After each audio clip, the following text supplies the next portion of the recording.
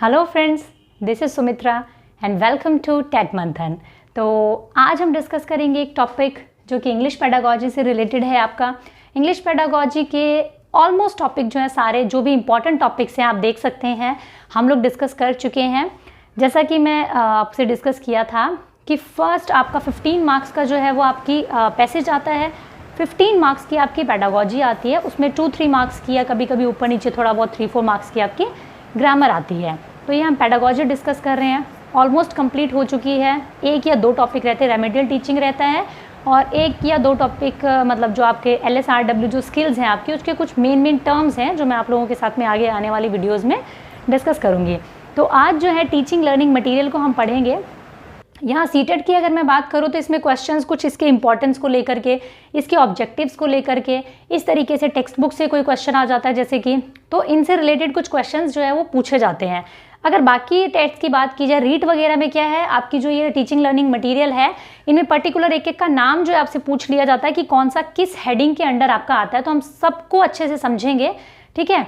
और ये जो टॉपिक है आपका TLM जो है, ये मैं हिंदी पेडागोजी में ऑलरेडी आपको करवा चुकी हूँ। तो जिसको थोड़ा बहुत भी प्रॉब्लम, मतलब ज़्यादा ही प्रॉब्लम रहता है अगर समझने में, तो आप एक बार ज़रूर हिंदी पेडागोजी वाली शिक्षण सहायक सामग्री वाली वीडियो देखें, उससे रिलेट करके आपको सारी चीज़ें और अच्छे से समझ में आएंगी। तो स्टार्ट करते हैं। पहले देखते हैं ऑब्जेक्टिव क्या है इसका, ठीक है। टीचिंग लर्निंग मटीरियल की इंपॉर्टेंस क्या है, मैं किस लिए यूज़ करना ज़रूरी है। देखिए, क्योंकि बुक्स जो हैं आपकी, बुक्स से पढ़ते हुए हम लोग क्या करेंगे, अगर बुक से ही पढ़ रहे हैं, एक ज़माने से पढ़ते आ रहे हैं, बुक से पढ़ते हैं, भाई टीचर बुक से पढ़ा रहे हैं आपको, आप बुक से पढ़ रहे हैं, ठीक है। तो उससे क्या होता है, क्लास में एक मोनोटोनस जो होता है वो एनवायरनमेंट क्रिएट हो जाता है। बच्चे क्या है, बोर होकर के सुन रहे हैं, एक लेक्चर मेथड चल रहा है, बुक में से टीचर पढ़ा रहा है, बच्चे बस सुन रहे हैं, ठीक है। आधे ज़्यादा तो सो रहे होते हैं पीछे।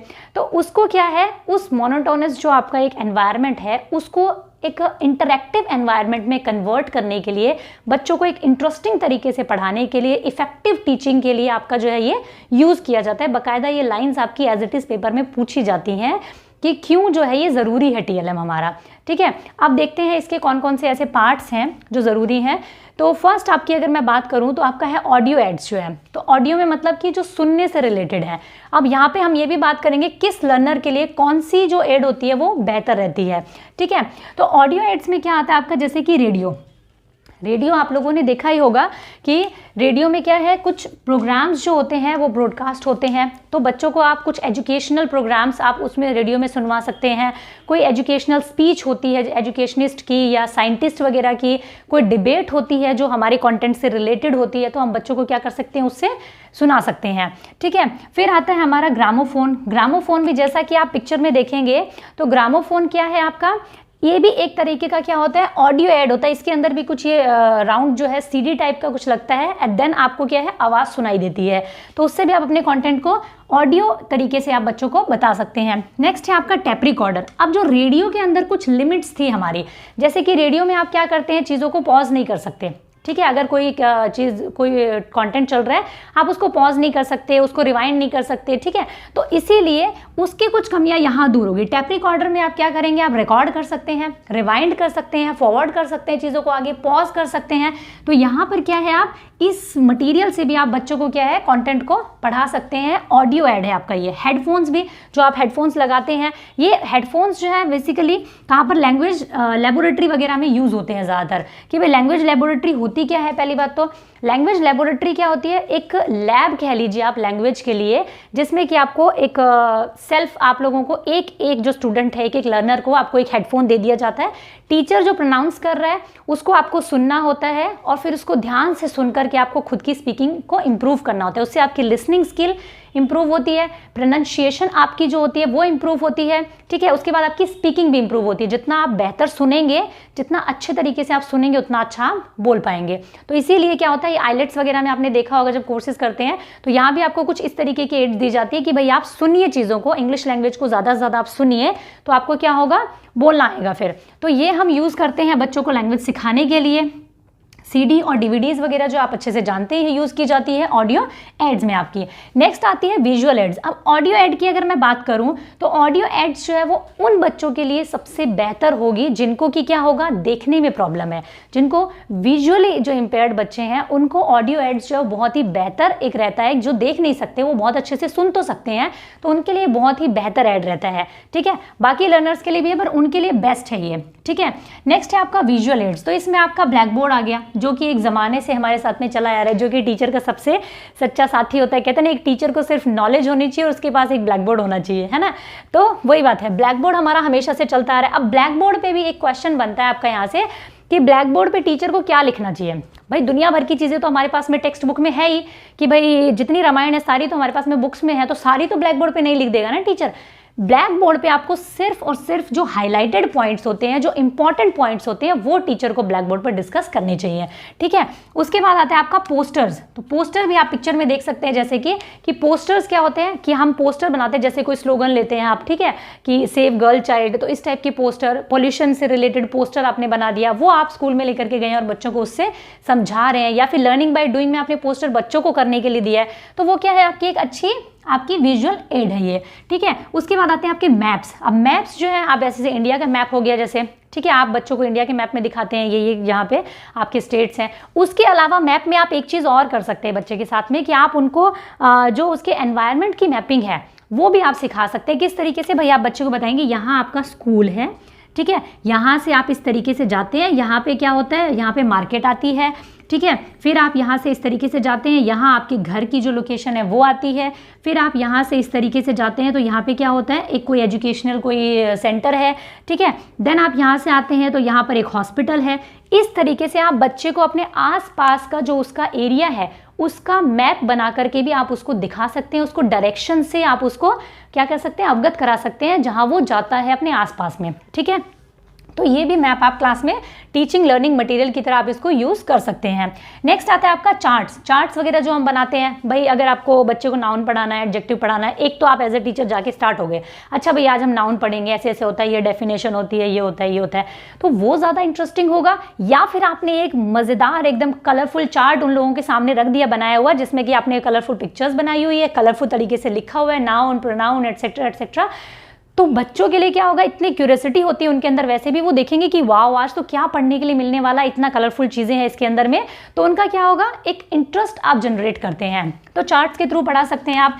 ग्राफ्स जो होते हैं, ग्राफ्स के थ्रू आप लोग देखते हैं, ग्राफ जो हम लोग करवाते ही हैं। ठीक है, उसके बाद में कॉमिक स्ट्रिप्स जो होती हैं आपकी, जैसे चाचा चौधरी वगैरह, तो एजुकेशनल से रिलेटेड भी आप कॉमिक स्ट्रिप्स से उनको इंट्रोड्यूस कर सकते हैं। स्लाइड्स, अब स्लाइड्स क्या है, जैसे कि मैंने आप लोगों के साथ में CDP में जो डिस्कशन किया है तो PPT के थ्रू किया है, स्लाइड्स हैं वो सारी की सारी आपकी।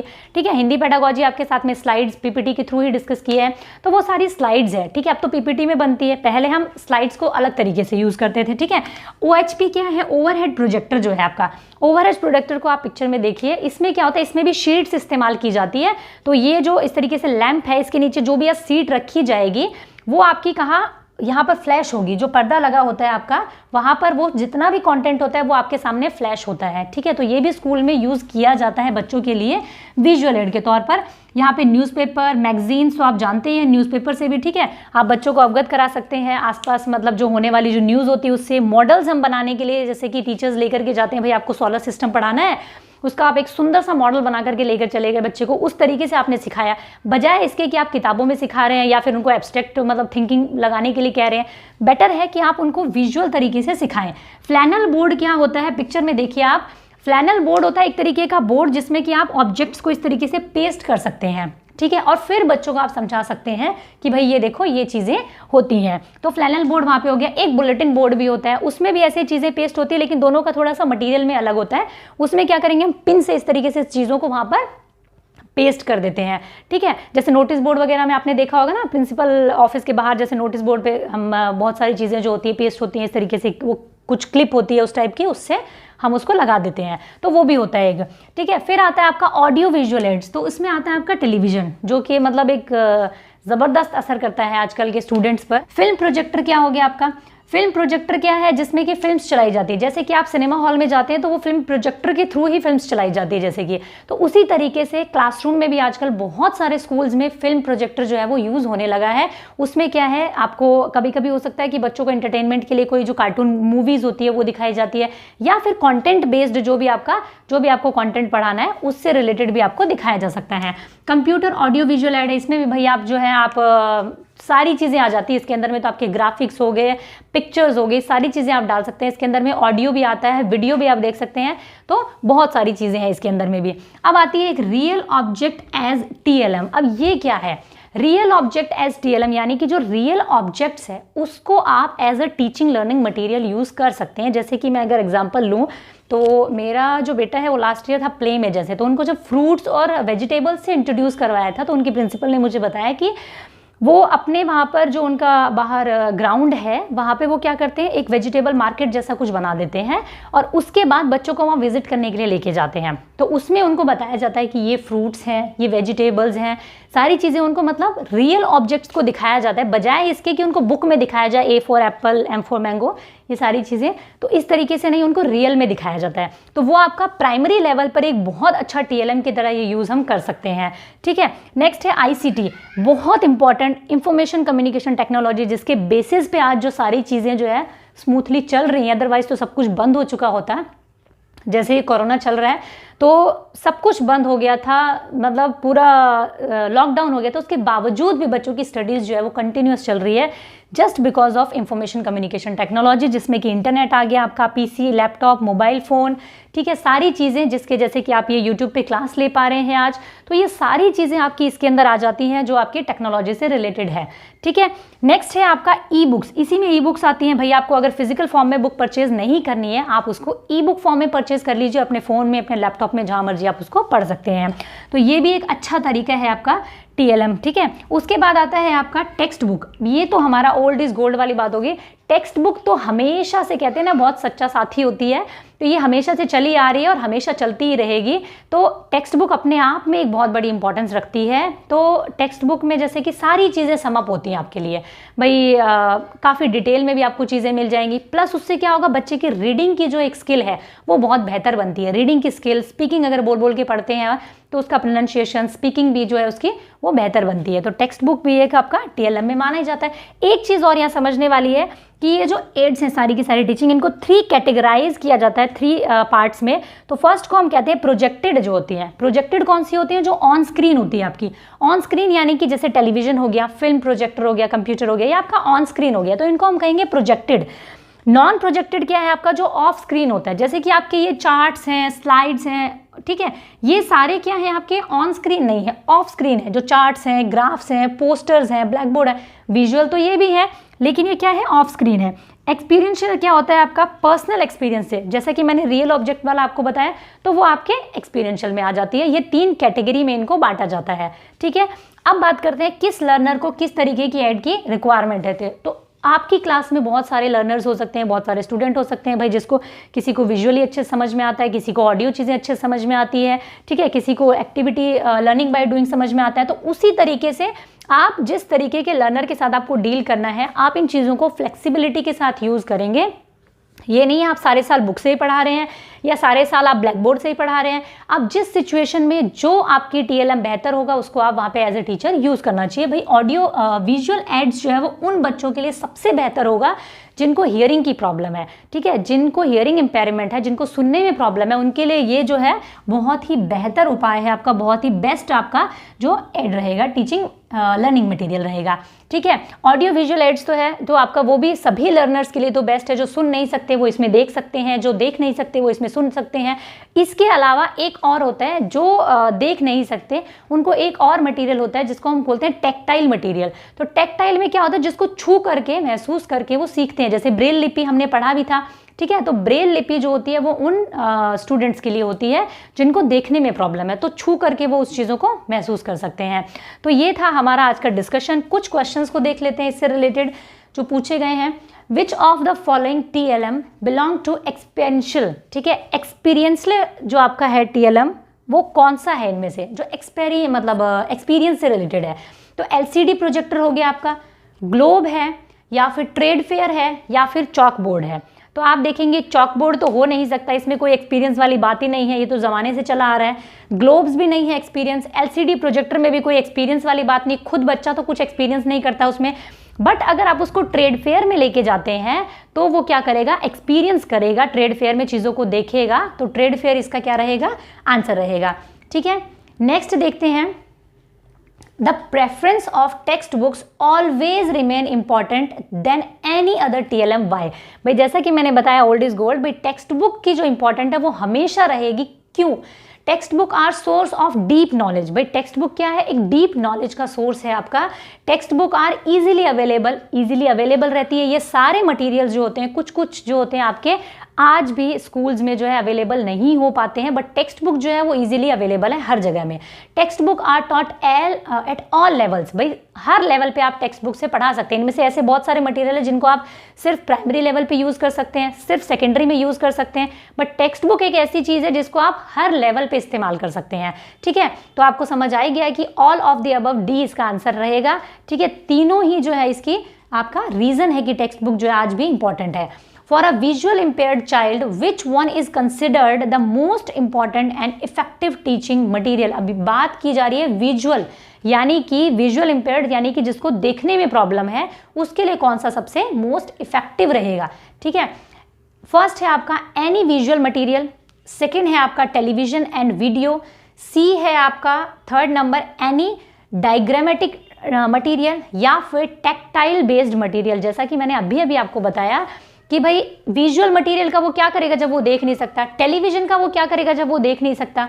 ठीक है, और डायग्रामेटिक मटेरियल, डायग्राम आप उसके सामने बनाओ, क्या फ़ायदा, जब बच्चा देख नहीं पा रहा है तो आप उसके सामने जितनी मर्जी चित्रकला कर दो, क्या फ़ायदा। बट टेक्टाइल जो बेस्ड मटेरियल होगा, जिसको वो छू करके महसूस कर सकता है, जैसे ब्रेल लिपि हो गया, वो उसके लिए बेस्ट रहेगा, इफेक्टिव रहेगा। ठीक है, नेक्स्ट है आपका In a language classroom, the best way of using blackboard और whiteboard by the teacher is। भाई हम blackboard को यूज़ करते हैं, whiteboard को यूज़ करते हैं, तो बेस्ट जो तरीका है वो क्या होगा, he can write on it a lot of material। भाई ब्लैकबोर्ड पे आप दुनिया जान की चीज़ें लिख दो क्लास में जाकर के। दूसरा है he can write important points on it। भाई इंपॉर्टेंट पॉइंट्स को लिख सकता है। He can remain student attentive by this, या फिर he can use it according to the situation. According to the situation तो क्या ही यूज करेगा, क्लासरूम में तो ब्लैक बोर्ड यूज होता ही है। He can remain student attentive, तो ब्लैक बोर्ड से तो स्टूडेंट क्या अटेंटिव हो सकते हैं। ठीक है, बट यहाँ पर क्या है, लॉट ऑफ मटेरियल भी आपको लिखने की जरूरत नहीं, क्योंकि लॉट ऑफ मटेरियल तो ऑलरेडी टेक्स्ट बुक में दुनिया जहान का रखा हुआ है। लेकिन आपको यहाँ क्या करना है, इंपॉर्टेंट पॉइंट्स को लिखना है। अब यहाँ पे जो इतने सारे मैंने लिखे हैं आप लोगों के लिए, इनकी लंबी चौड़ी डेफिनेशंस है, और लंबी चौड़ी इनकी जो आप कहते हैं ना 3-3 वीडियो में चाहे आप इनको चाहो तो एक्सप्लेन कर सकते हैं, लेकिन मैंने यहाँ आप लोगों के लिए सिर्फ मेन पॉइंट्स को लिखा है। तो ब्लैक बोर्ड का सही यूज यही है कि आप सिर्फ और सिर्फ मेन पॉइंट्स को वहाँ पर लिखें, इंपॉर्टेंट पॉइंट्स को लिखें। तो आपका आंसर रहेगा बी, यानी कि he can write important points on it. ठीक है, नेक्स्ट है आपका how does computer technology support the language learning in class 5th and 6th to enhance accuracy in students writing. भाई स्टूडेंट्स की राइटिंग में आपका जो लैंग्वेज लर्निंग में कंप्यूटर टेक्नोलॉजी किस तरीके से हेल्प कर सकता है। फर्स्ट है आपका रैपिड ड्रिल वर्क, सेकेंड है आपका डिटेल्ड एरर फीडबैक, ठीक है, स्पेलिंग एंड एरर चेकिंग, या फिर फॉर्मेटिंग एंड फॉन्ट डिजाइनिंग। तो ये सारी चीज़ों में से बेस्ट आपका ऑप्शन क्या रहेगा, स्पेलिंग एंड ग्रामर चेकिंग। जैसा कि आपने देखा होगा, अगर आपने कंप्यूटर में टाइपिंग करते हैं तो वहाँ ज़रा सा भी आप कुछ गलत टाइप करेंगे तो उसमें एक ब्लू कलर का नीचे क्या होता है, इस तरीके से लाइन आ जाती है। ठीक है, जब भी आप गलत टाइप करेंगे तो कंप्यूटर में देखेंगे आप इस तरीके की ब्लू लाइन आ जाती है। तो क्या होगा, स्पेलिंग एंड ग्रामर चेकिंग जो होती है स्टूडेंट की, वो उसमें क्या होता है, एक्यूरेसी होती है उसकी राइटिंग में। ड्रिल वर्क और error feedback, detailed error feedback बिल्कुल नहीं, वो आपको ये नहीं बताएगा डिटेल में कि आपने क्या गलती की है। ठीक है, तो ये आपका आंसर रहेगा spelling and grammar checking, C number आपका आंसर रहेगा। नेक्स्ट एक क्वेश्चन और है, there are many instructional aids are used by a teacher during teaching to. ठीक है, enhance the learning process, first option. Second option, make the teaching process upgraded. C option है make his teaching process effective. D option है clarify the concept in a better way. ठीक है, जो TLM use किया जाता है, जो instructional ads आपके सामने यूज किए जाते हैं, वो किस लिए यूज किए जाते हैं। तो तो आपका बेस्ट ऑप्शन, सारे ऑप्शन, अब ऐसे जगह में आपको सोचने की ज़्यादा ज़रूरत होती है क्योंकि एक भी ऑप्शन नेगेटिव में नहीं जा रहा है यहाँ पे। यहाँ हम सबसे ज़्यादा कंफ्यूज होते हैं कि सारे ही अच्छे लग रहे हैं ये वाले तो, है ना। तो इसलिए यहाँ पे बेस्ट आपको चूज़ करना है कि भाई क्या करते हैं, वो टीचिंग प्रोसेस को इफेक्टिव बनाता है, प्रभावशाली बनाता है, ठीक है। बाकी सारी चीज़ें जो है वो उसमें से ये आपका बेहतर ऑप्शन रहेगा। तो ये मेरी तरफ से एक छोटी सी कोशिश थी कि आपको TLM जो है वो सारे अच्छे से समझ में आ सके, क्योंकि ये ऑडियो विजुअल ऐड आपने बहुत बार सुना होगा, लेकिन बहुत सारी ऐसी चीज़ें हैं जो डिटेल में एक्सप्लेन नहीं की जाती हैं। मैंने कोशिश की है कि मैं आपको डिटेल में एक्सप्लेन कर सकूं। और रीड वगैरह में क्वेश्चन पूछ लिया जाता है कि ग्रामोफोन जो है वो कौन से ऑडियो विजुअल ऐड के अंदर आता है, तो वो मतलब आपका ऑडियो एड्स के अंदर आता है। इनमें से बहुत सारी चीज़ें जो उठा के पूछ ली जाती हैं, ठीक है, इसीलिए मैंने आपको इसको एक्सप्लेन किया। अदरवाइज सीटेट में इतना डीप में नहीं पूछा जाता है, ठीक है। तो ये था आज का डिस्कशन। अगर आपको डिस्कशन पसंद आया हो तो ज़रूर इसे लाइक भी करें और अपने सभी फ्रेंड्स के साथ में शेयर करें जो कि सीटेट की या किसी भी टेट एग्जाम की प्रिपरेशन कर रहे हैं। Thank you, keep learning, keep supporting.